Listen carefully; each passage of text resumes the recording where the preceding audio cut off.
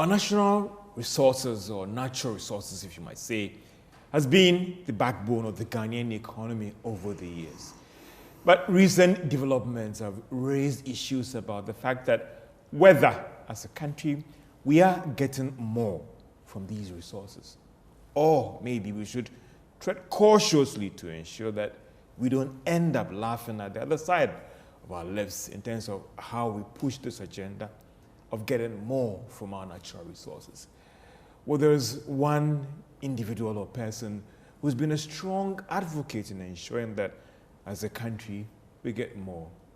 She's a scholar at the Institute of Economic Affairs and also the former Chief Justice of Ghana, Madam Her Ladyship Sophia Akufo. Madam, thank you so much for your time, and it's again a great opportunity to engage you on this subject that over the period you have been very, very, very passionate about. But some would say, Fair, before we get into that, what has the Lordship been doing? Writing some books? I mean, getting time for the family? Or what has Her Lordship been up to when you decided to, when you moved on from the active work when it comes to judiciary and then law issues, mentoring some young lawyers out there? Or what has she been out there doing? First and foremost, catching up with the family, because for almost 24 years, one had the priority almost had to be the work, because your judgments have to be on time, and so on and so forth. So catching up with the family, particularly my granddaughter, who I don't think I had much time for. I wasn't even in the country when she was born. I was in Tanzania at the time. So, but I haven't started writing a book yet. Oh. Although I know there's a book inside me. One day it will be born, by God's grace. I've been giving speeches at various venues on invitation. I've been those who want to be mentored, if they come, I mentor them. I share ideas. I love sharing ideas. Yeah. And therefore, there are some young judges who sometimes want, not on any particular case they're doing, but on things like methodology and things like that. Because every judge writes their own judgment, or ought to be writing their own judgment. I like the bit about they ought to write their own judgment, you know. Yes, but I think most of them, 99%, they certainly write their own judgments at all levels of the hierarchy of courts. And then I have sat on and sometimes, and still sit on some external boards, and like the Commonwealth Institute of Judicial Education, I'm on the executive board. You're doing some scholarly works as well with the Institute of Economic Affairs as well, and that's also very critical in terms of the advisory role and all the rest as well. Oh yes, so in Ghana, I spend most of my time at the Institute, or doing things involving the Institute. Every Monday, if you're looking for me, I'm here. And we hold intensive policy meetings on Monday to get the week going for the staff of the Institute. Do you think that public policy think tanks need to do more, or we are just comfortable in our space in doing our work? I think we should be doing more. At least I like what we're doing here at IEA. We seek to draw the public's attention, first and foremost, draw the public's attention on certain critical issues that may be falling between the cracks, or because of long-standing past practices. Nobody is even thinking of, is this really how it should be done? So we look at those things. So even with the constitutional review, if you recall, about through 2023, 2024, we were working intensively on coming up with proposals for constitutional review. And even though it was a whole year's project.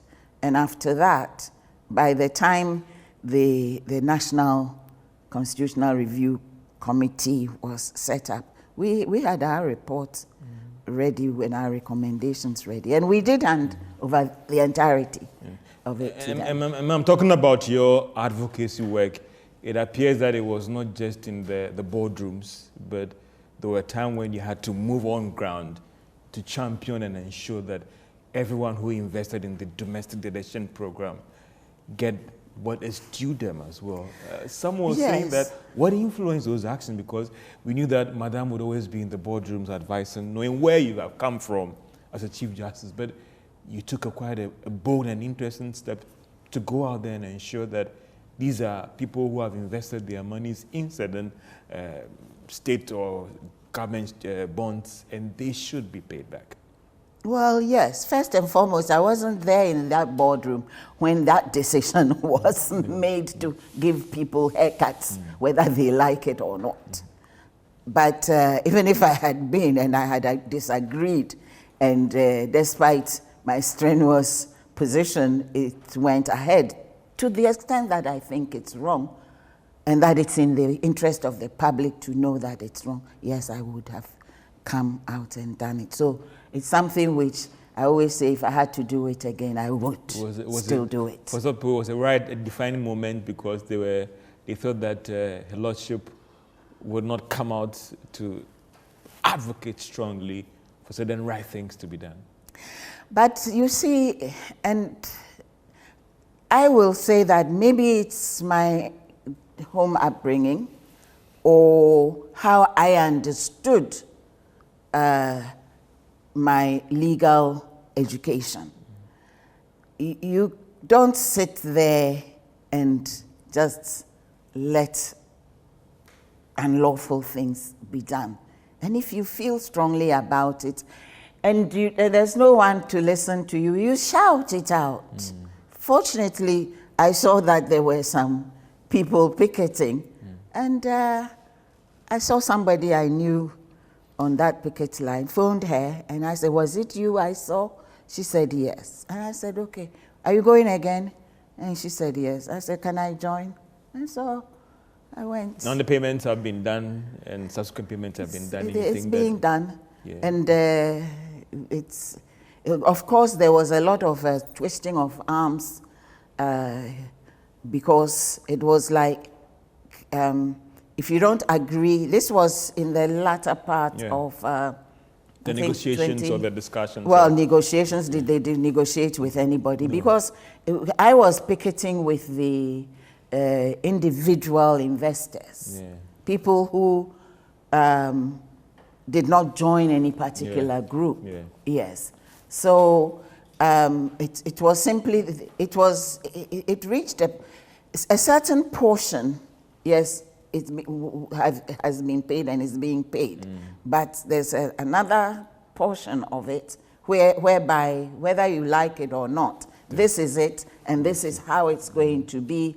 And if you agree, then you will get this slightly higher percentage.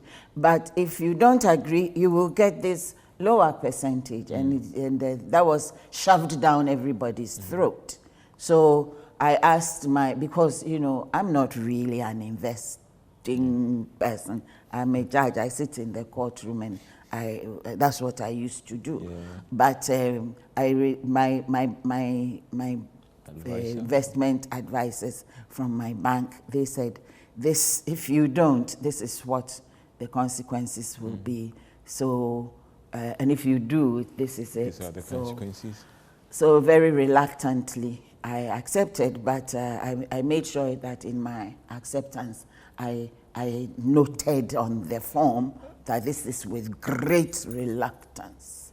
Yeah, I had my say for what it's worth one day in history. Being a legal person, for you going forward, what do you think should be done to ensure that we don't end up here again? How the investor can be protected when it comes to some of these investment issues, and some will say never again. On the legal side, what are some of the things that should be put in place to ensure that we don't end up at this place again? I don't think there was anything in the investment agreement, even the standard form investment agreement, that in any way, or even in the law, that exposed the investors to what was done to them. It was pure power play.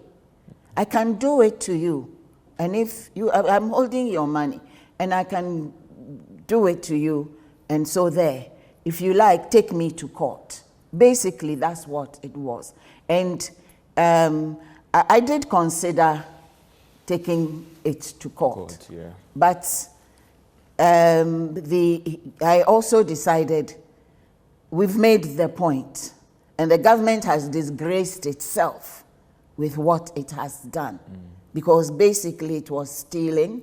It was, and the worst part of it, as far as I'm concerned, is also to debase the repute of Ghana government.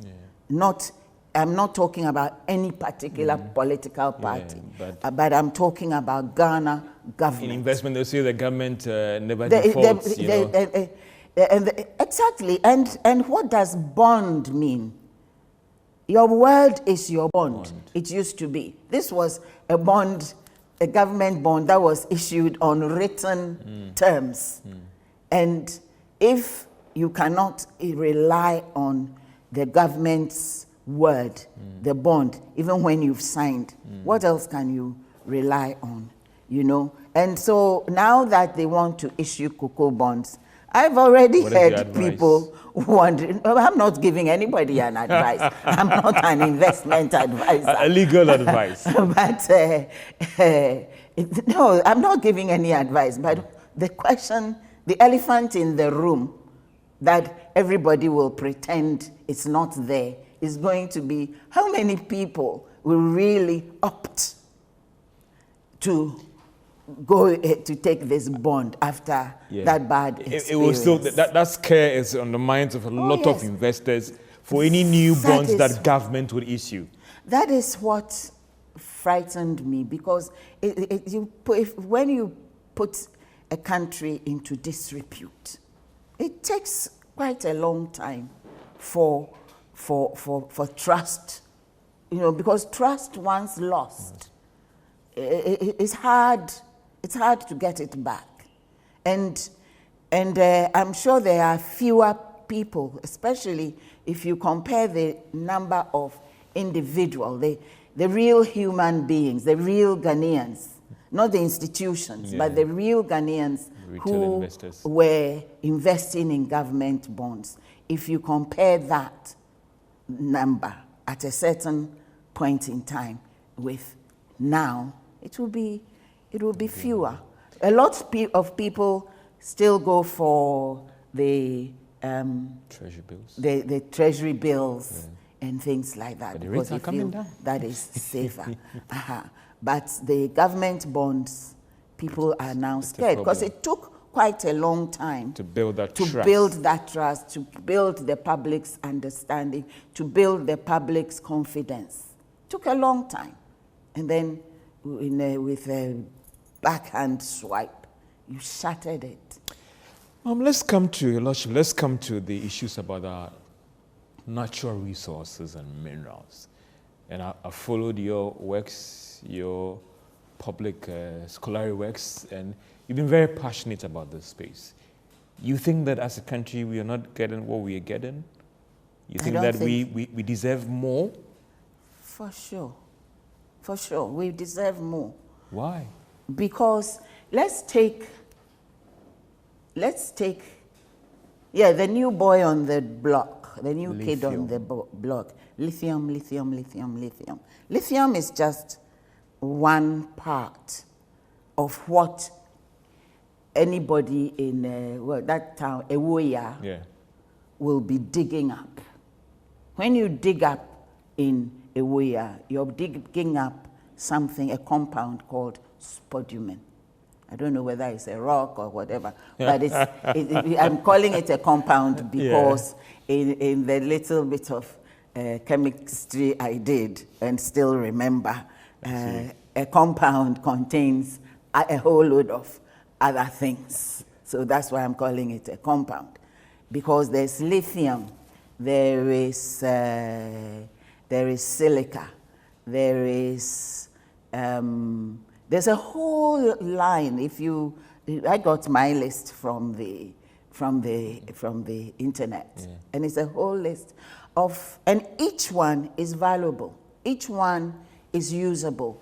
Silica and the silica-like the components, they can be used for coating ceramics. In fact, that's what ceramics are made from. That's where you get the shine. And then the enamel of, you take some pot and it's enamel. That is also from the spodumene.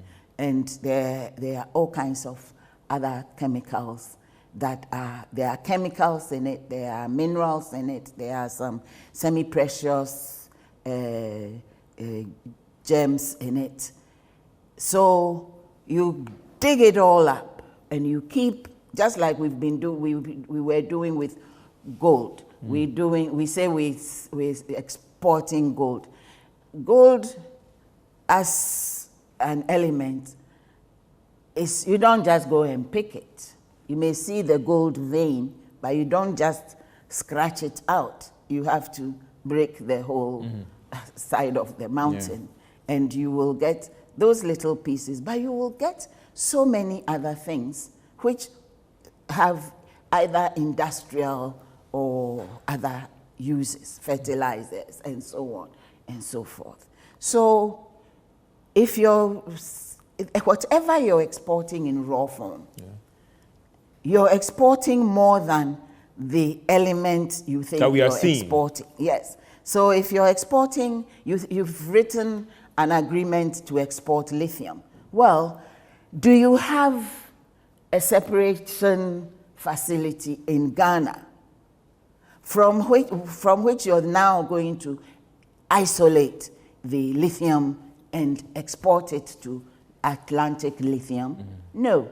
And the agreement is only thinking of you send the rocks to the ship and it goes to wherever Atlantic Lithium has contracted to send it. Why couldn't Ghana do that itself? Or preferably here, do it. Because there's a whole line of value spots along that chain that we could create employment from. We could learn technicals. We could buy technical skill to do the extraction. I'll give you an example. When I was, those of us who are old, we remember the times when Thor, the Tema Oil Refinery, was working full scale, in which case they were getting the crude and refining it. But as a result of that refining, there was bitumen being as a side product. There was petroleum jelly as a side product. And because of the volume of petroleum jelly being produced, there were, we had cosmetic companies, Ghanaian-owned cosmetic companies. Last time I was telling somebody, and the person said, yes, I remember Atiko. People know Atiko as an area. In near Kaneshie, but it was a factory. It was a factory owned by two brothers, Mr. Etiemo. They were brothers Etiemo, and they were making hair pomade, skin pomades, and so many things. You know, when we were going to school, you buy article or article this, article and it's in your this. But Yes. but your lordship, some would say that it's about capital. It's about having the money, and if as a country we don't have that capital to extract these minerals, and somebody is coming in, it's a give and take. You cannot eat your cake and have it. How do you attract those investors to come in and work on that natural resources? And also, so that is the argument, your lordship, that you can have it all. If you don't have the capital, you have to give some and take some and allow that investor to come in and work on your natural resources, like the lithium you're talking about here. Pardon me, but as far as I'm concerned, that's a lazy man's argument. You said, here I said lazy man. Yeah. That's a lazy man's argument. But the more alert person who is likely to be a woman can see the obvious fallacy in it. The person who's claiming to have the capital, where did they get the capital from? They were already from the banks. Yeah. And Ghanaians, Ghana, the banks here are not willing the to government of to Ghana, we don't have access to banks. We do. Yeah, but the banks here are not willing to lend to those local investors and even governments to do that. Oh yes, if you have a contract, let me tell you, if you have a contract, if you manage to swing a contract from the Republic of Ghana to mine lithium, to mine whatever that the world wants in your village, it's discovered in your village, on your grandfather's land, and you say, I am bold, give me the contract, I will mine it and I will do the extraction. You think that with that agreement, you cannot go to any bank on the capital market and buy one and get the capital. See, capital is not the money that's flowing in. It is it's having the credibility. And two, you can also, what you use that capital to do, use it to buy the technology. Use it to buy the skills. And the skills, you want to tell me that since 1950, whatever, when they set up it was called Technology, University of Technology, UST. Kwame Nkrumah University of Science. Yes, since it's been around, since the Takwa mining. University of Mines, it was then a technical school, but they were producing people for the Takwa mines. Since when did we start training engineers, including mining engineers, petroleum engineers in this country? Since when did we start giving scholarships for people to go here, there, and beyond to go and acquire skills in extractive engineering? We have them. They are the ones who are heading so many mines out of this country because we say we don't have capital and we would rather give the contract to somebody from outside. And so they don't see them. So I'm sure that we have enough Ghanaians, one, with the money, two, with the skills and competencies, who, given the encouragement, can join themselves into conglomerates and do the extraction. And what's also wrong with state ownership of what is ours? What's wrong with it? Some are saying that what has happened to the past instances in this country? Mismanagement. Of these things. Yes, mismanagement is what happened. Mismanagement happens.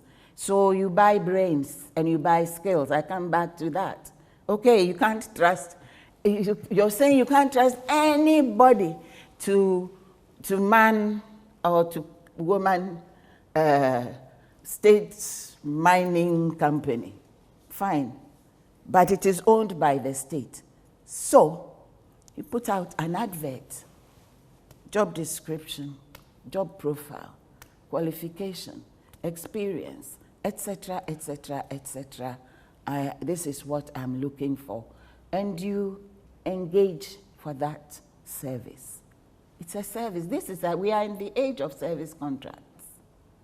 We are in the age of service contracts. And if you are determined, and if you are focused, and if you know what you want to do, the president says, that's why I have this paper here, because it resounds with my heart. When he made the address at the United Nations. By 2030. Yeah, that's a different one, yeah. That's a recent statement he made about the value addition. Yes. I'll be coming to that value addition argument, but you can just go ahead and just... By 2030, there are not going to be any raw mineral ores leaving Ghana. Statement, perfect. That's it. Then, we need to do, we're not going to bug ourselves with where will the capital come from? Where will this come from? That is a reality, Who Your will Lordship. want to do this? Who will want to do that? Pardon? That is a reality, Your Lordship, about the money to do this thing. The brains, so we don't believe lack it. that by 2030... It is possible, Your Lordship, but the argument is that the human capital in terms of Ghanaians is not in doubt. The problem is that where we're going to have that capital to do it. And that's why sometimes we have to go outside and shop for capital. Yeah. And shopping for capital comes with an investor who says that these are my terms. And you tell that investor, please take a walk. Take a walk, because I'm not providing any food for that mineral in the ground. I am still looking for a willing service contractor who's coming to dig it up for me to do with what you dig up for me, what I will. And everything that you dig up for me, I'm going to process it in my country. And then the person will cap and this and that, because that's the habit. The value of that commodity resource there could lose value. And a typical example is the lithium argument. It's not true. So why are they still vying for it? It's not true.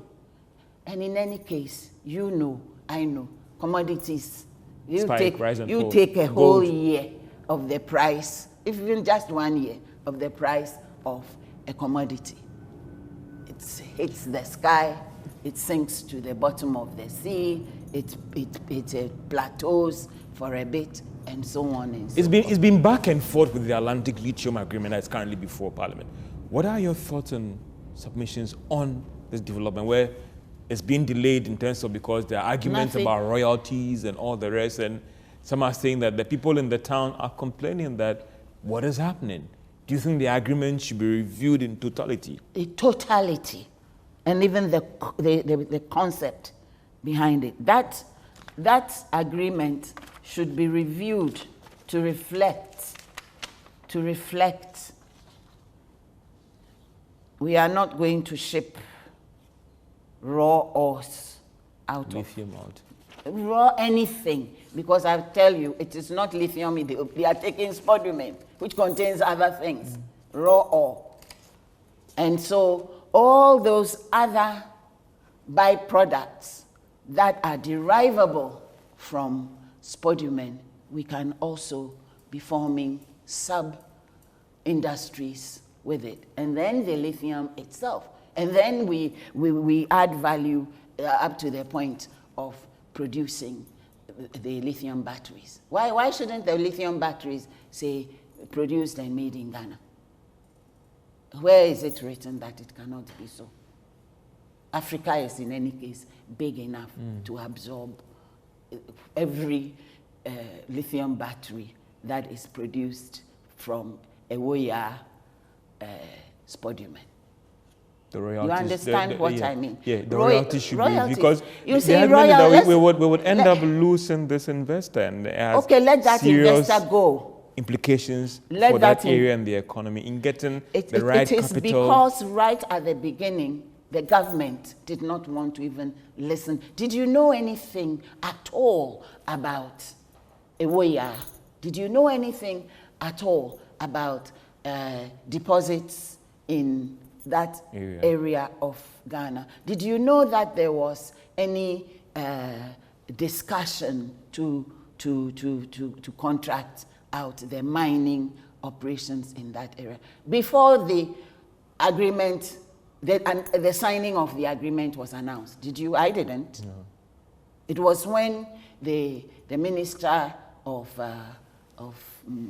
mine lands, and they keep changing names. So I know lands and natural resources, whatever it is. Yeah. Yes, it is only when they were enjoying, clapping themselves and tickling themselves and laughing because they've got this agreement that I became aware of it, and I'm sure even the media became aware of it. Yes. So you want a comprehensive review of this whole agreement? The transparency to ensure that we get more in terms of royalties? Please don't use the word royalty. Okay. Because that is not the only format possible. That is not the only format possible. Royalty is from the Gettysburg area. I mean, I have nothing against. Some people think I don't like some Gettysburg. Some people think he's one of the finest governors we had in this. I'm not. We can discuss about that. Later. That's the subject of another interview. But Gettysburg was the governor on behalf of whom? He was governing on behalf of whom? British. The Queen of England. Yeah, was she a Gold Coaster? Yeah. Yes. So whatever he did, the ultimate interest was to be that of the crown. But the royalty was, as former Speaker Okwe very colorfully puts it, it was, okay, mafa were good, until the jiwe kodidi. Nana, Nana, or towards the chief. Nana, until the jiwe kodidi. But a good the akajinano, mafa the akoma mehema. That's basically the structure of these sort of things. So, royalty of what percentage? Now they're coming up with some sliding scale. Yeah, and then what? I think all those things are not good. So engage in her leadership, Madame Sophia Kufu, former Chief Justice, and also of doing some scholarly work with the Institute of Economic Affairs, engaging her thoughts on as a country. She firmly believes that we need to be getting more from our mineral resources than what we are getting right now. This is PM Express Business Edition. We'll be right back after this break. Welcome back to PM Express Business Edition. As you talk about as a country, are we getting more from our minerals resources as a country? Or we could be getting more than what we are getting as a country. And are we putting the right laws in place to ensure that there is the Ghanaian ownership being pushed across the global world? On PM Express, I'm engaging her ladyship, Sophia Kufu, former Chief Justice of the Republic of Ghana. I thought this is an area that she is very passionate about in ensuring that as a country, we get more from our natural resources. At a time when gold prices are hitting the roof, did we miss that opportunity to benefit more? Or maybe it is never too late. Her ladyship, there's a fear that where do we draw the line between getting the best out of our natural or mineral resources, the money bit, and then the bit about the local ownership? Because the challenge is that we have the human capital, we have the resource, but capital is a challenge. How do we deal with this challenge going forward? I don't see how that can be an insurmountable challenge. At the end of the day, the nation's capital is the ore. Okay. It's in the ground. And it's not going to wash away or run away from us. It is there. And if you have that, you can parlay it into mining and parlay it into value addition and a full value chain series of industries. If you are minded and you plan it out properly. People always give us an example, Dubai and the Emirates, where until a certain point in time, we only knew of camels and sand and sand dunes. Yeah. Yes. And and at all material times, from the time they started the oil production, they made sure as quickly as possible that the sovereign, the nation, was the owner of everything coming out of the ground. Okay, so who brings it out of the ground? Okay, you think you don't have the technology. You give a contract, bring it out of the ground for me, 100%, all of it is for me. Then we negotiate, you will get this percentage. We're not talking royalties, we're talking about contract fee. Contract fee, service charge, that is all. See, sometimes we don't want to do the homework because that's where they say the devil resides in the details. Because you need to price. Let's say we're giving it to a service contract. Somebody wants to be a service contractor. We're giving the extraction of lithium, of spodumene to that service contractor. That service contractor does not own what is coming out of the ground. Everything comes out in the name of Ghana. Or, yes, it comes out in the name of Ghana, and that service contractor could be a Ghanaian, could be the man from Mars or the moon or whatever. What matters is what is my agreement with that person. It is that you bring it out, it is mine. I give you this portion as your fee. And the rest, you can buy some more from me if you like. But I'm also selling what is mine if I want. I am producing, I'm putting value, adding value to it in my country. And you too, you're not taking it out of my country by after 2030. You're not even taking your share out of the country. You're adding value to it here before it goes. It may sound simplistic, but I have simplified what is not unique anymore. It's happening around us. So let's stop talking about we don't have capital, we don't have skills, we don't have the technology. If we don't, which is not true, we do have it. Most of the mining companies, there are locally owned Ghanaian companies which do the actual digging. And it's not manual digging, it's with some amazing equipment. You don't even know where it begins and where it ends. What do you make of the revised proposed agreement the government has tabled when it comes to the Atlantic lithium? It's definitely not an improvement. I don't even know what I remember. You think it's a bad one? Yes, I remember when when it was being presented, it was being presented with a lot of pleasure and pride. I don't see how you a sliding scale, and we're talking about a commodity, and a sliding scale which tops up. That is even the most ridiculous aspect of it.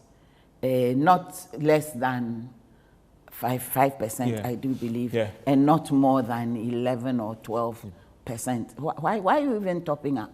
Why are you even cutting it off? Why are you topping it out? I don't understand. I don't. Well, maybe there's some magic in it that I'm yet to appreciate. It appears you want a total review of what is. Yes. Some are saying that we may end up losing Atlantic Lithium Company. They'll go. So they can go. And who will take care of that one? Who says they are the only ones who are interested? There are a lot of investors out there. Atlantic Lithium is basically just a middle party. And in any case, why can we not be brave and bold enough to own and use and manage and exploit and add value to what we have? I'm still talking about service contracts. Madam, don't you think that we look back, Abogoso Mines, I hope I got the name right, Ashanti, Gold, all those past experiences where the state consolidated diamond, where the state was heavily having a controlling stake, and the examples that we have today, what happened to Ashanti Gold and all gold fields and all the rest, as in the previous gold fields. It's an example that the state hasn't shown any good example in managing these resources. So let's say Ghanaians are lousy at I'm not saying managing. Ghanaians. I'm just saying the state at that time that was managing these resources. No, the state is you and I. Okay. The state is you and I. It was a management thing. And there were all kinds of strange attitudes towards how government finances government state operations, not even the activity itself, but we need more money to balance our budget. Let's sell a percentage of gold fields. We need money to do this. Let's sell a percentage of that. Why? It was simply because the partners want you out. And therefore, you need money. If you give us this, we can help you get that, or we will buy you out of that. That is basically what was done. They were all, cannibalized. These companies were cannibalized. It is not because we are not capable. It is just mismanagement. Mismanagement. If you are committed to exceptional and to good management, you can do everything. There's a school of thought that is pushing for a total review of all the mining agreements that the country have with these mining firms and those who are working in the extractive space. Madam, do you share in that argument about let's do it now? Yes. Those that are about to expire, let them expire. Yeah. Let them expire. Gold but Fields is going to Mines next year. If you're not prepared to sit down and now we do not renegotiate. You're done. You want to continue operating here. These are now the terms.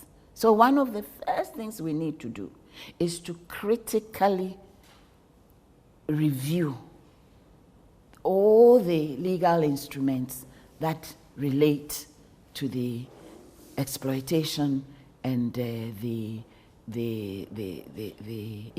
use the word exploit in its broadest sense. This has value. I want to get the optimal out of it. In terms, that is the exploitation I'm talking about, not the negative one of you're cheating. Yeah, I get you. So how do we optimize what we get out of the exploitation of our natural resources with us in control at all material times? We own. For me, in the best of all possible worlds, we will own all of them. And everybody else is either a buyer of value-added produce or is a service contractor. Shouldn't we tread cautiously with this? Because the argument, again, that I bring in here is that we could end up losing these mining giants that are here, and the capital that they've brought in. For human capital, we have it. Technology is transferable, but fresh capital is a challenge here. If we go this approach, recently the Goldfields Group CEO was raising concerns about the royalty review and how we should tread cautiously about that. The fear is that we could lose all these companies if we go on that tangent of a complete review of the agreement. If you don't want it, you should go. Mm-hmm. That is the fear. Yeah. And do you think they are the only ones on the block? For now, these are the ones we have. These are There's the ones. There's a global competition for capital. These are and the if ones the terms are not favorable, they'll move to other countries. Let them go and fleece those other countries. Let them go and fleece those other countries. But if you've noticed, within Africa, within South America, nations are beginning to see the reality once more. They are seeing the reality, the possibilities. What they thought was the reality, they're beginning to see a new reality. It's just a question of how you view it. If you keep, even the concept of South-South transactions and cooperation, why hasn't it worked? It hasn't worked because these your so-called giants, those Goliaths. But you know what happened to Goliath? That is in the biblical space as well. Yeah. but you see, Madam, her ladyship, the argument here is that, again, just like what you cited about how investors were treated with the bond experience, some are saying that you look at Obuasi Township and you compare to Johannesburg. Mm-hmm. These mining companies were paying necessary royalties to government of Ghana as an entity over the period and not now or tomorrow. And these monies were brought to the capital to consolidated fund. The communities haven't benefited from mining because these monies that are being paid by these mining firms were not invested in that local community. Some will say it is not the job of that mining community to develop that area. Their job is to pay the right taxes to the state. The state takes that money and develop that community. Those examples show us that when we push the argument about Ghanaians or government can do it, in the past, previous governments have failed to develop these local communities. Okay, sorry, I'm going to, I will have to answer your question with a question. Sorry, yeah. So we should continue dealing with them. A gradual renegotiation could help than the pushing from Ghana that, okay, you know something, we don't need you guys again if you are not prepared to succumb to our terms. That is the fear. Mm-hmm. And we will end up losing out heavily. If what gold is now doing for us as an economy now, some are saying that the fear that tangent could see Ghana have its fingers bent. That's I don't know how to put it. That's the argument or the comfort of the coward.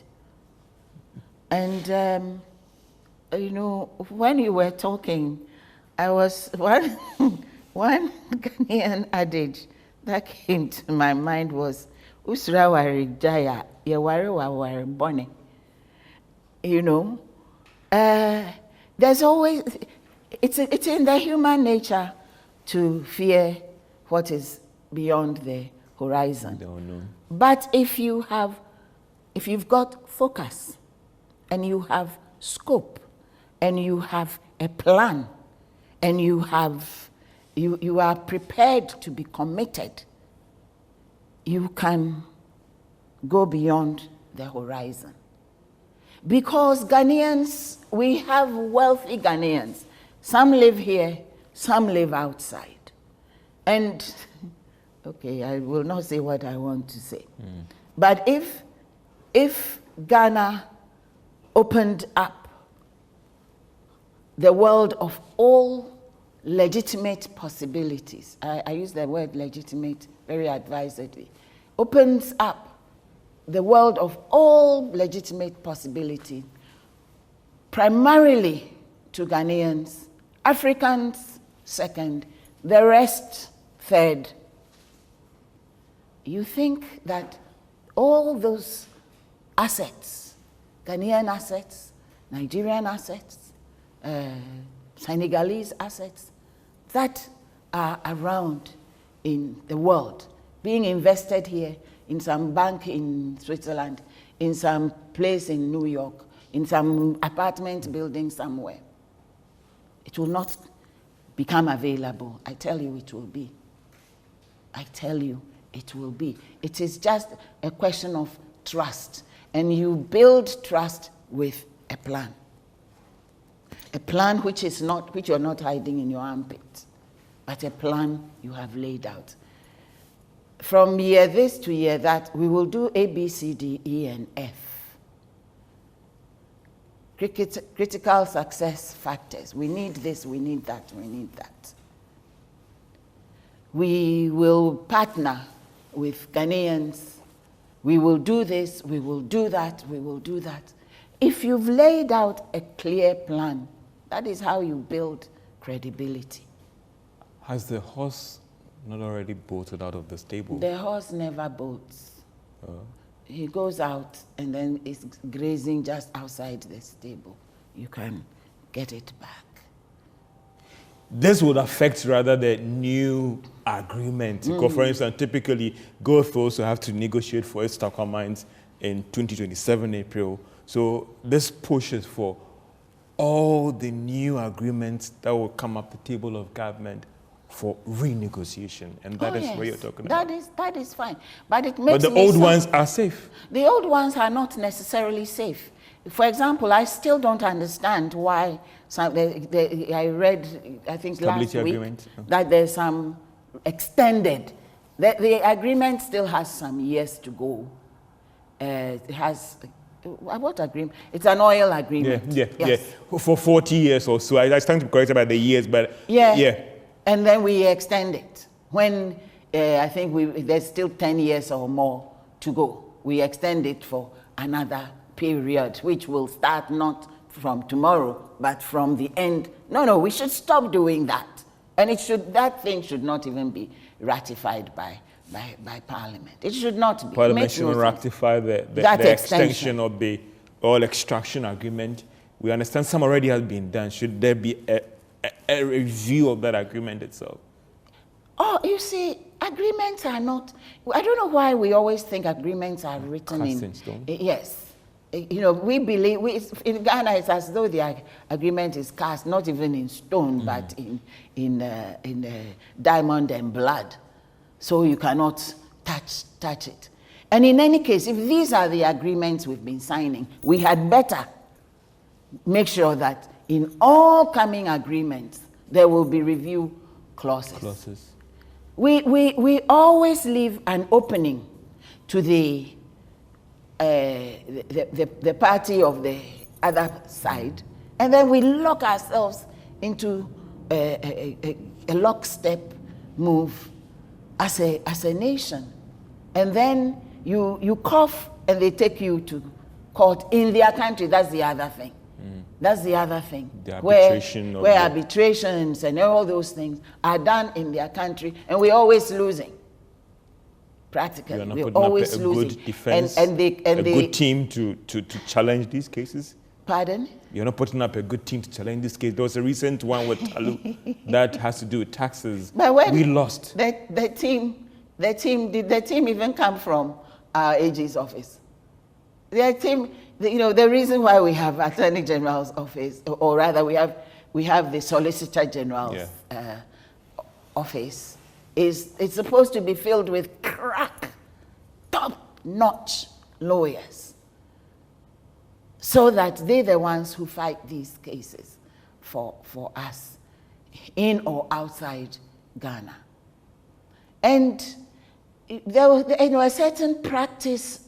I don't pretend to know who represented us in those Talu arbitrations, but whoever did us a great disservice. And we end up having this thrown at us and that thrown at us. You have to pay this, you have to pay that. And then on top of all that, then we extend the contract. I don't understand. Maybe the capital argument also comes in here again, even for the oil space as well. So some are saying that the Jubilee and the other fields are not doing well because we've not been able to negotiate well with these oil mining companies, and therefore. And so we should give it to them. We should give it to them on a platter. We should okay. It hasn't done anything. Okay, anymore. Really. We should go back and renegotiate this agreement with the oil firms that we've done right now. Parliament has done some extension as well. Yeah. You think that we should go back? The plea to the president is that we call that agreement? We shouldn't have extended them. That's the point I'm making. You see, as a former judge and as a former lawyer, because I'm not a member of the Ghana Bar anymore, so I can't call myself a lawyer. But as somebody with legal education, I cannot say go and renegotiate an agreement if in the document you have not given yourself the right or the power of renegotiation under specified circumstances. But going forward, there should be that clause in it. Definitely. Do you think that the example with gold prices now vindicates your push? Because there are some who said that gold prices are hitting this level. Are we getting what we're supposed to be getting as a country, as Ghanaians? The same thing happened in UK when oil prices were going up and government had to find a way to look for a clause to renegotiate some of these agreements. It's important. You think that going forward, there should be a clause that will ensure that when these things happen, we even get more than what we have? Absolutely. Rather than like if you take the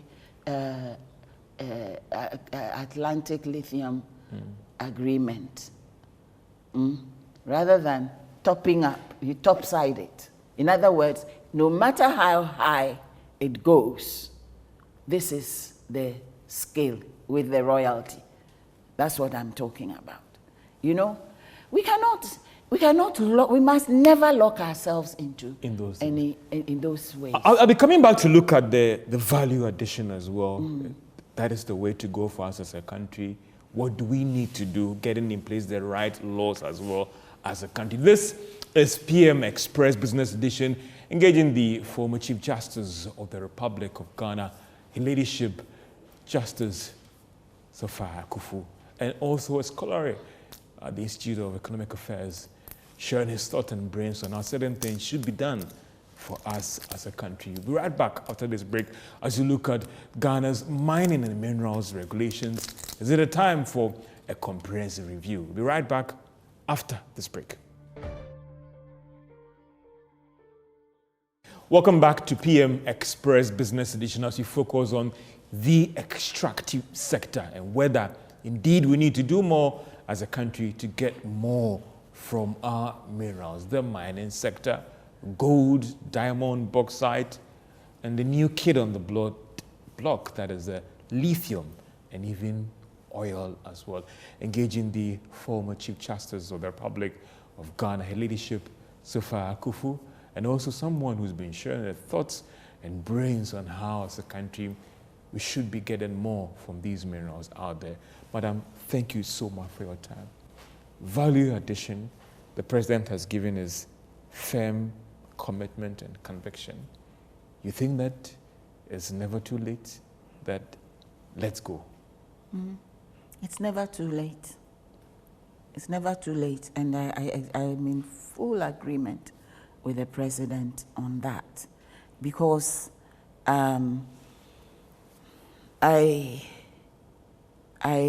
have seen within this country, in my lifetime, a phase in this country where from whatever processing, raw processing of raw materials, few, what can be done, the industries that get spun off, and then even with the main product in respect of which the main industry exists, what benefits it gives, what you can, the volumes you can export, how you can conquer markets within the region, within the continent, and even across to other parts of the world. If we had kept going with that concept of value addition, we would be very far ahead of where we are now. Because, you know, for example, oil refinery, it leads to petroleum jellies, tar and bitumen. It leads to all the other things, you know, refined products of crude, kerosene. So there were countries there were airlines which would stop in Ghana just to top up on jet fuel, for example, because jet fuel was being produced here, and so on and so forth. We should stop this thing of exporting raw materials and then sitting here and using monies to import finished products. Let's finish the products here too. How do we convince the indigents as well to ensure that they bring in the capital to finance this? Because this comes at a cost. Some will say that, and I hope I get my chi right, my local language right there. The problem sometimes is that getting indigents and Ghanaians to fund some of these things is a major challenge. And again, in the value addition line, you would end up going outside to bring in an investor to do that for you. Even if you have to do that, the value is being added here. It's the terms you're going to insist on. Let's take, once again, using Tor, because those days we were even importing the crude rather than producing the crude here. We were importing the crude. But even with that, Tor was one of the best employers in the country. But on top of that, there were industries that were spun off their byproducts, which, including plastics, including petroleum jelly, which can be used in so many different products, from medical products to cosmetic products, and so on and so forth. Lipstick was being produced in Ghana. All kinds of things was being produced in Ghana. That's the example. But, okay, now that we are going to be smelting the gold here, people are going to our jewelers are going to have to also invest in their know-how to produce beautiful jewelry.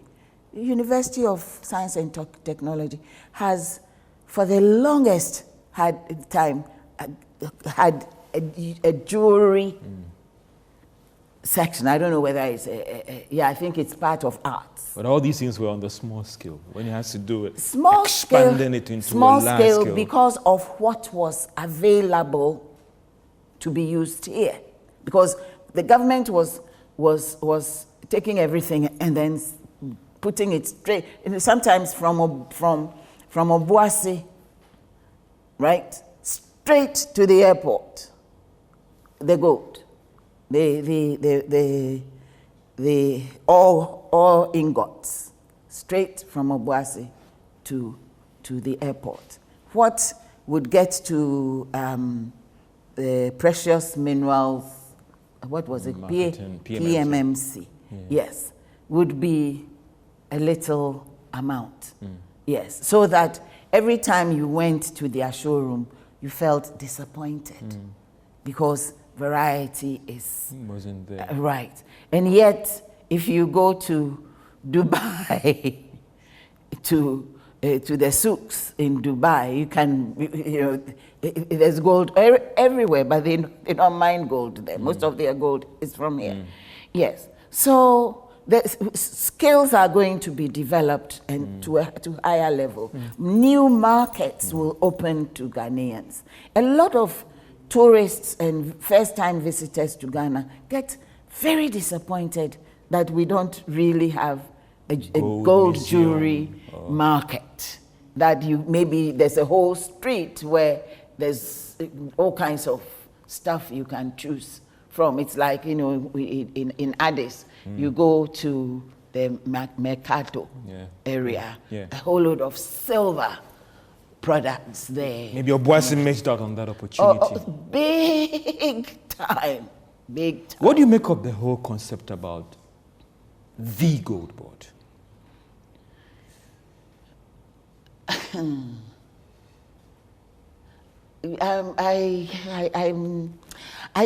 Let's say I have not completely educated myself on the reason for it. Right. So, and the difference between the gold regulator board to streamline the operations in the sector and ensure that we get more value from what we are extracting, and also try and ensure that we maintain a fraction of or a significant part of the gold in the country as well. I mean, the whole concept about the indigenization and Ghanaians taking control and stake, it is like the board is going on that tangent of having a board that ensures that we get more from our gold as a country, review some of the terms and all those things. And that's what I'm just asking. Well, conceptually, there's nothing wrong with that, so that the smuggling and this, like I said, tighten the rules. From the mine straight into the aircraft kind of transaction without the state knowing exactly what came out of the mine and what went into the plane. That gap, if that is what Gold Board is supposed to be closing, so they know. More transparency, pushing more transparency. Yes, then that's good, because in terms of anything and everything of value from the country and going out of the country, there should be state knowledge.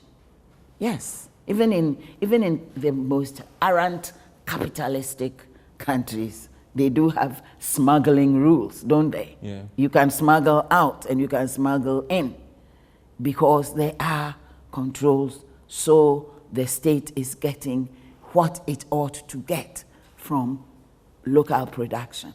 Whilst we push the Ghanaian ownership of this is something that worries you, Galamsey, that whilst we are pushing to get more stake in this space of the extractive industry, this is the saddest part of it, about how we've not gotten tough in this space, that the Galamsey is now, some would say, got out of hand, and maybe it's still getting out of hand. Yes, because the Galamsey is a statement on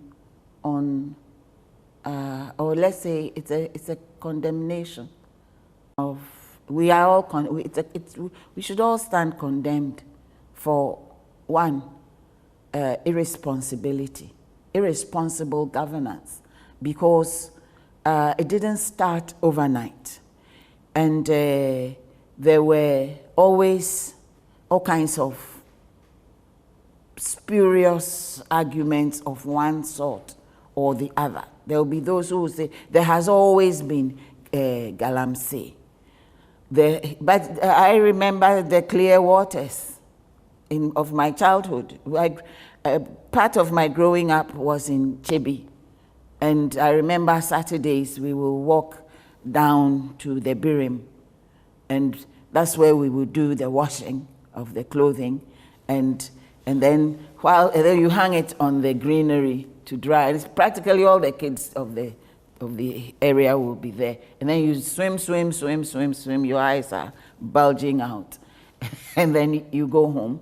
And we didn't get bilharzia, we didn't get any chemical because it was clear water, and we even fetched water to put in the barrel.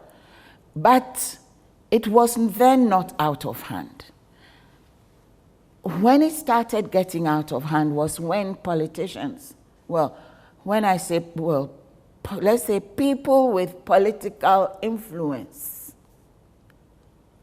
saw a source of income or a source of something, quick wealth in it.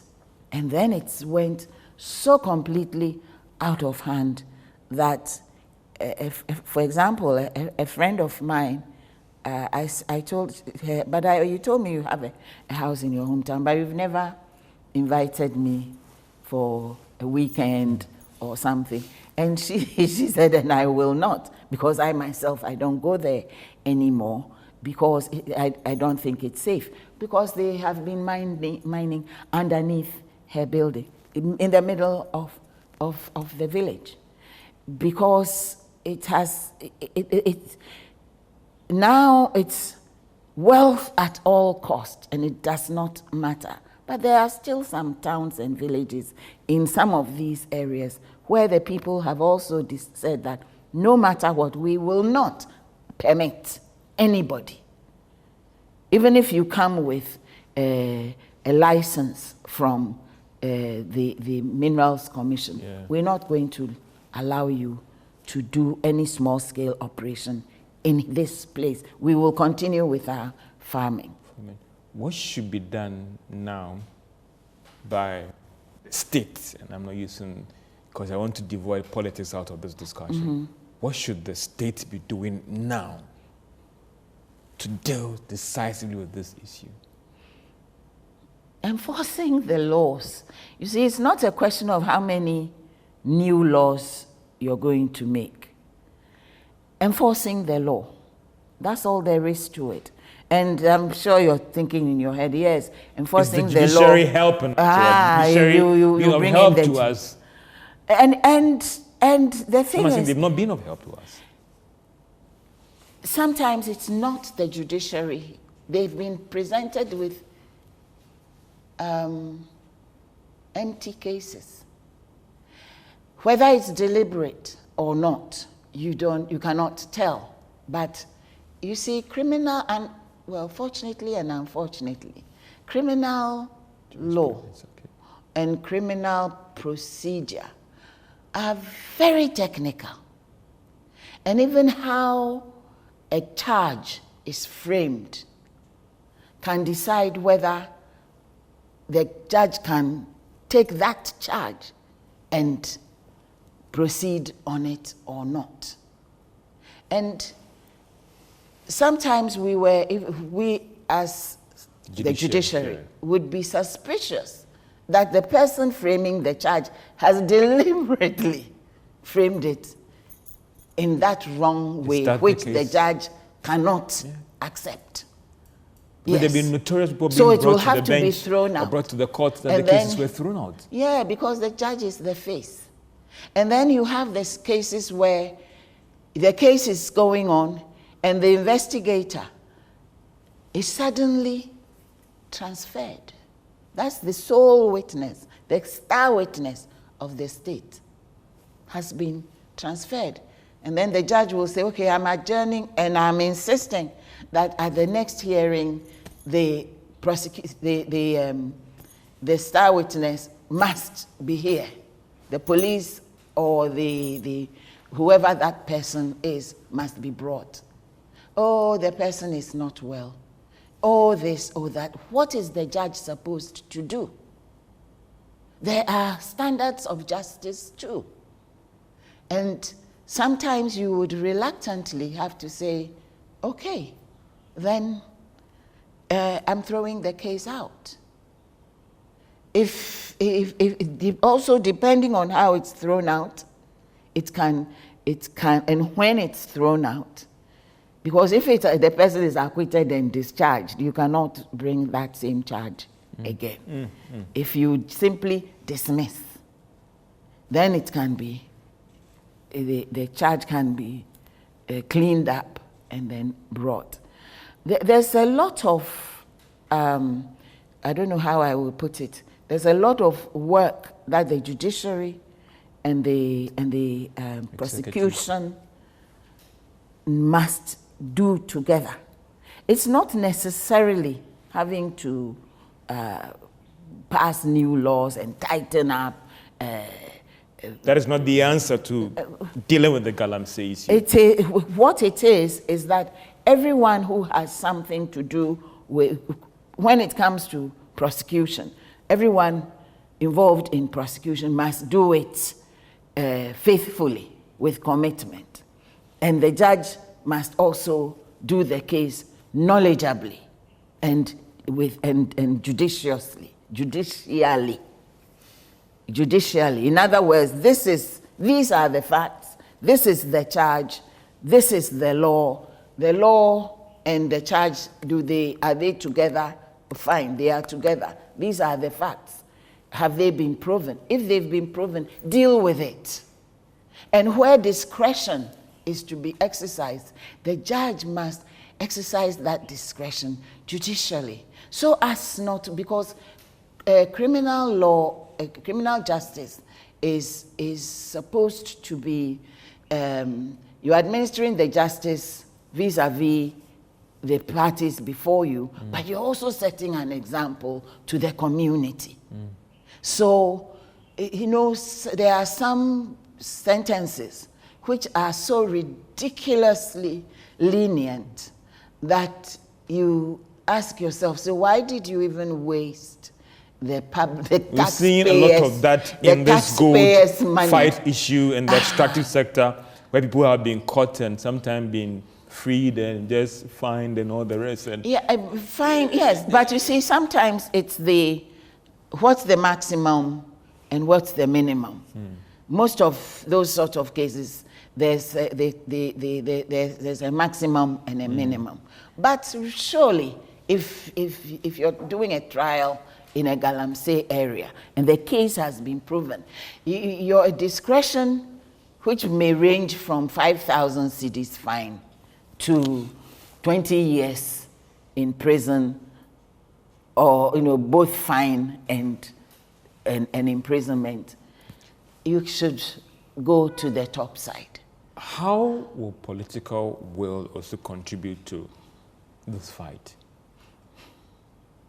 Well, in Ghana, everything has been politicized, hasn't it? Yeah. So things that in my days, early days at the bar and even on the bench, would not have anything to do with political will. That comes in. But vis-a-vis the judge, people will try and pressure you. But if you're standing on firm ground, why should you allow yourself to be pressured? Your job is to do justice according to the law. That's your oath. As you try and wrap up this discussion on the extractive space, the mining companies have been speaking on all these proposals, sliding scale, review of the royalties. They are warning us that if we go this path, fresh investment will suffer, employment of this country will suffer because of those people they employ in this space. Taxes payment to the states will suffer. What do you make of their concerns about how we should tread cautiously in trying to review even all the stability agreements, review all the royalties? It has impact on the economy. The economy could suffer. Job creation is at risk. Fresh capital into this space is at risk. What other argument will they make?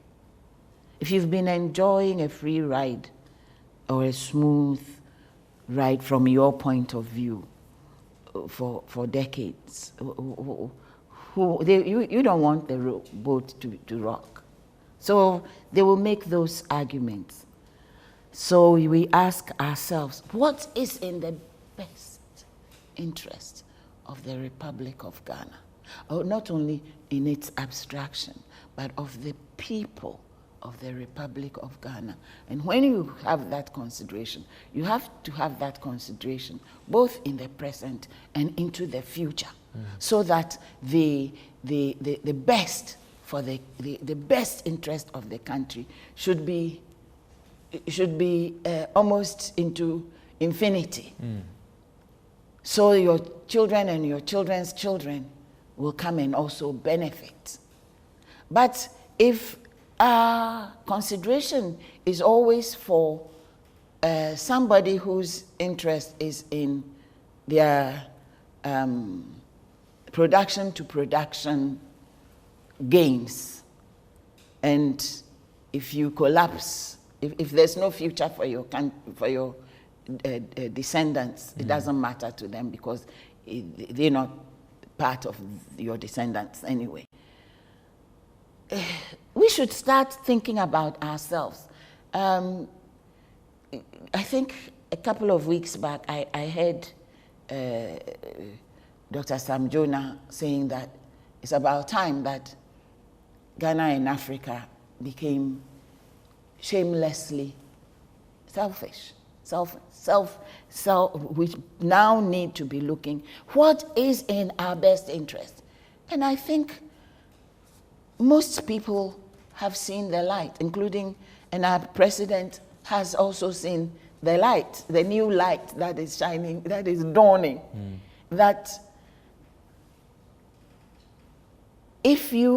what you own should bring you greater benefit than what it can possibly bring any other person. And so it was reported that he even quoted one of your advocacy work you did on this whole extractive sector. I was pleasantly surprised.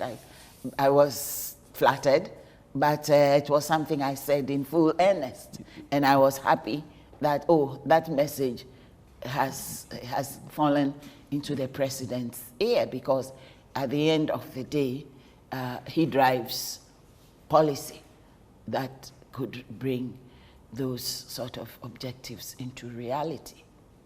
The advocacy is working, madam? I hope so.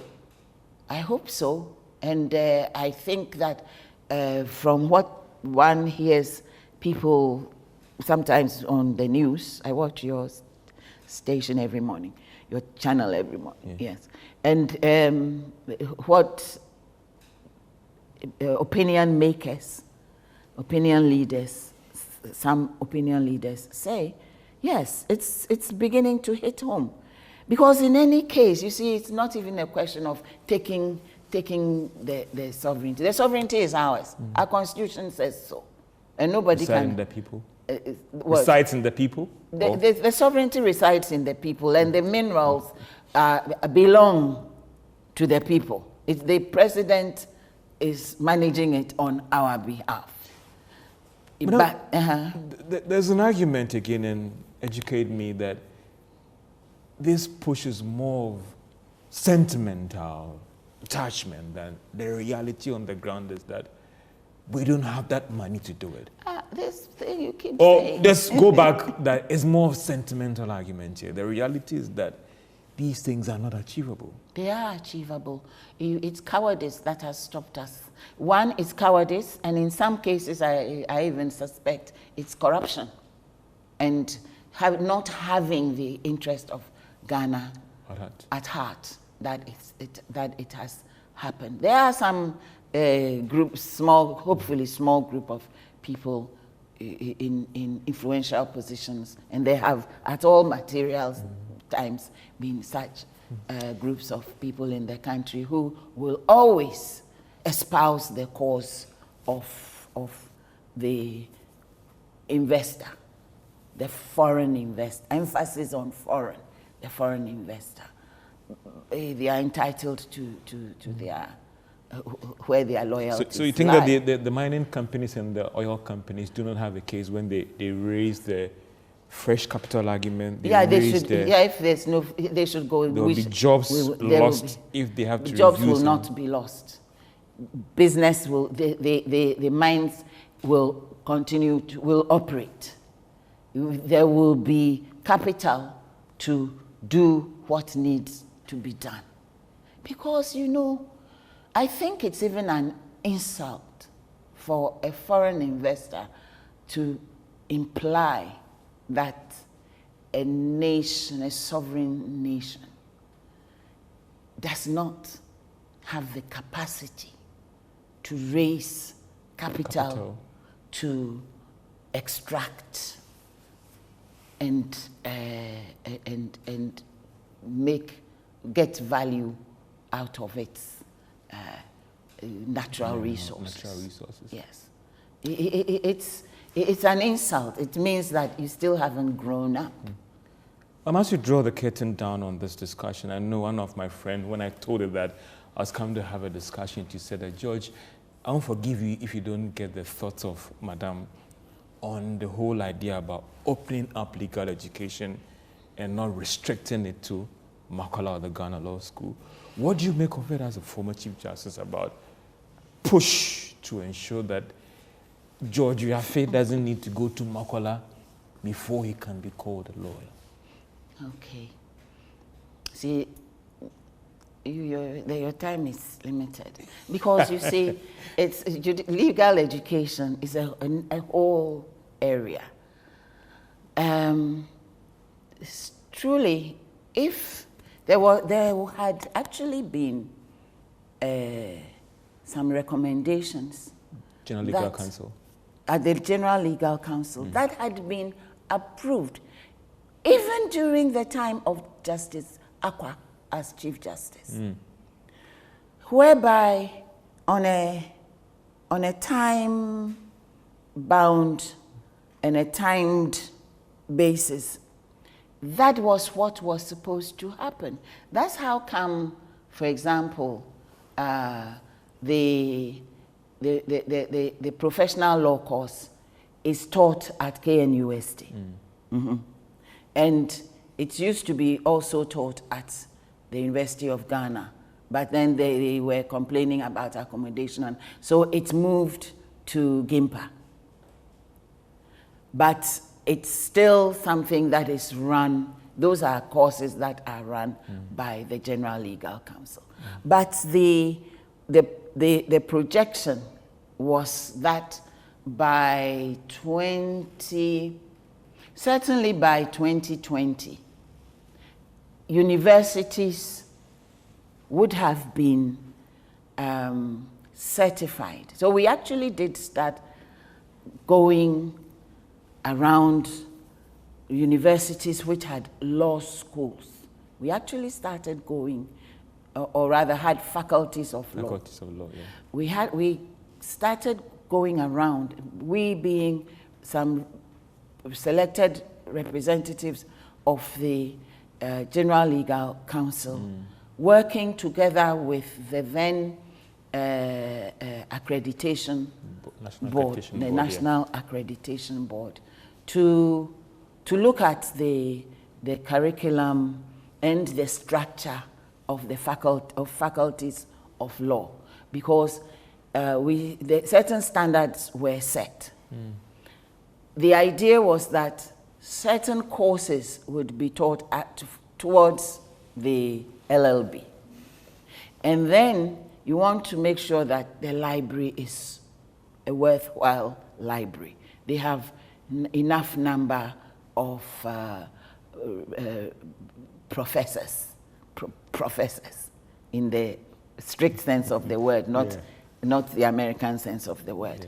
They have the student-lecturer ratio was not more than one lecturer to, I think, to 35. And even then, the accreditation board felt that it was too high. It should have been at most 29, 1 to 29. But it was pointed out that the field is kind of sparse with what we need. Yes. So all that. So I have absolutely that was as it should be. The most important thing would have to be that, one, the quality and the selection is done in such a way, and even the production of people with LLB is done in such a way that assures that when the independent, let me use that word advisedly, the independent educator in the law profession is also properly situated for that. It's not that you have no access to legal practitioners who are going to be imparting practical knowledge to the students. The idea was that by the time you finished the professional course, you're a fully fledged lawyer, but you would have done your law, your LLB, and your what is called the bar. Yeah. You'd have done that. You could have done that. Maybe you did your LLB at Cape Coast University, and then you chose to do your bar lessons in some institute, a certified institute in Bolga, because that's what you want to do. So I get you subscribe to that. I subscribe to it, I but don't need it to go is to the care with which all this is going to be properly marshaled, so that the objective is not really how many you're producing, but still the quality you're producing. Should the Constitution of the Republic of Ghana recognize only one bar association? I don't think so. It should recognize, because now there's a push to allow other lawyers who are also pushing in. There are some who are questioning that. But there has to be somebody a regulation of not so much of what the associations do, but it's not those. Firstly, every bar association must have people whose their members must be people who are properly qualified lawyers. Because in Ghana, traditionally, we have recognized the Ghana Bar Association, and the Constitution recognizes them. They are representation on certain boards and institutions and all the rest. The argument now is that we are going to ruffle the feathers by opening it up. Oh yes, I mean some years back, didn't Mr. Ward Brew, Lawyer Ward Brew, Lawyer Ward Brew at all material times since about when he was about 10 years at the bar has not been a member of the Ghana Bar Association. He formed the Bar Association of Ghana. Yeah, I remember that. Yeah. And nobody has stopped him. I mean, Mr. Ward Brew appeared before you don't think it's me a problem so many that times. You know that it's the Ghana Bar Association that the Constitution recognized, and now it's being reviewed to open it up for other associations. I think I will simply, I'm just cogitating, but it was not. There's no clause in the Constitution that says there shall be an association of the lawyers in Ghana called the Ghana Bar Association. There's no such thing. It is simply that it took the existence of the Ghana Bar Association for granted, that it exists, and added it to membership of various constitutional bodies and boards. Isn't that it? Yes. It's the same problem that it has created with JUSAG, the Judicial Service, JUSAG, that's for the work, the staff association, who also have membership on the Judicial Council. Yes. And why does it have to be JUSAG? There's also within the Judicial Service, there's also the Judges and Magistrates Association, and so on and so forth. Yes. You told me about time, so I'm wrapping up. But there are still people out there who are worried about the independence of the judiciary. Does it worry you as someone who used to be, and you're still, even though you've come on retirement, does it worry you that there are people out there who are still worried about the independence of the judiciary, and even to close the scheme well, the Supreme Court? I think one should be more concerned about independence of the judiciary. It's not every Ghanaian who ends up in the Supreme Court with a case. Do you see what I mean? What everybody should be concerned about is independence of the judiciary. That starts from the magistrate all the way to the Supreme Court. Because for some people, for most Ghanaians, their quest for, their foray into the judicial atmosphere, they lose a case in the magistrate court, lose it in the high court, and then, okay, and that's it. But every step of the way, the independence has to be sacrosanct, because otherwise we're not talking justice. Yes. So what is important is the public perception, and that's always been one of my pet The concerns. perception is that there's always a dark hand that is pushing the courts, the Supreme Court, and a lot political. of it is from the method, the modalities for the appointment of onto the judiciary, particularly when it comes to the Supreme Court. superior court. Thank you, ma'am. Yeah, the superior courts being the High Court, the Court of Appeal, and the Supreme Court. And it has to be seen to be transparent, and it has to be seen to be geared towards the identification of independent judiciary. That is absolutely, that is important. But if it's not,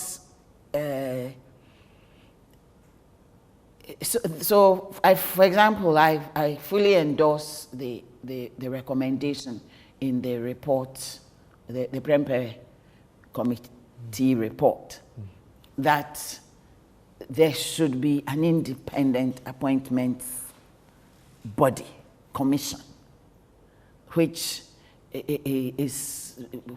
would be made up primarily of people who are there because they are representing, let's say the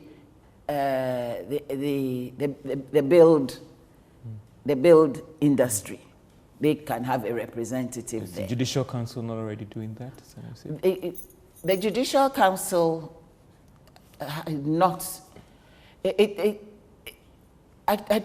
Judicial Council has too many people on it who are appointed, presidential appointees. And I remember that until there was an enactment that stated that when they say, because of the Transition Act, what was happening was, even in between, so long as there's been an election, a presidential election, then all of the presidential appointees are taken to have been removed. And there would be times when, for months, until the president appoints new people, the Judicial Council does not sit. Yes. When I became Chief Justice, and that was in June, wasn't it? June 2017. It meant that from January until June, in fact, it wasn't until really July, early August, that these appointees, we were notified of these appointees, and I kept insisting that that's not my interpretation of that provision. So long as we have a majority of a quorum, we have a quorum which will not include the presidential appointees, we should be able to meet. But the other members were timid and did not want to. You know, so nothing was So the happening. constitutional review is correcting this particular I challenge? hope so, and the sooner the better. Is this But you see, judicial appointments must be okay. That's with the Judicial Council. But whatever it is, there has to be an independent appointment authority that advertises, that is responsible for a very transparent selection process. Everybody in the world knows how it's supposed to be done, and when it is being done, everybody knows the process is in place, and when somebody is nominated, then you nominate. Sometimes in some jurisdictions, the appointing authority may, or rather the selection authority will nominate two to be appointed by the president. Yeah. And finally, as I draw the curtain down, do you think that these people out there who feel that still the judiciary is corrupt, is it a perception or a reality? I would like to think it's a perception. They can influence cases, give me this, I'll go and see this judge for you, I'll go and see this registrar, and all the rest. For this case, we'll win it, don't worry. I mean, hear some of these comments outside and yeah, I know. You get surprised. But sometimes that's because clearly the case is a lousy case, so you know where it will go. But sometimes they say they have, I remember being told that somebody said they had bought all of us at the Supreme Court in a particular case. And they told the person they had bought all the other judges, so they should, that person should, convey something to me so that, because all my colleagues have already taken.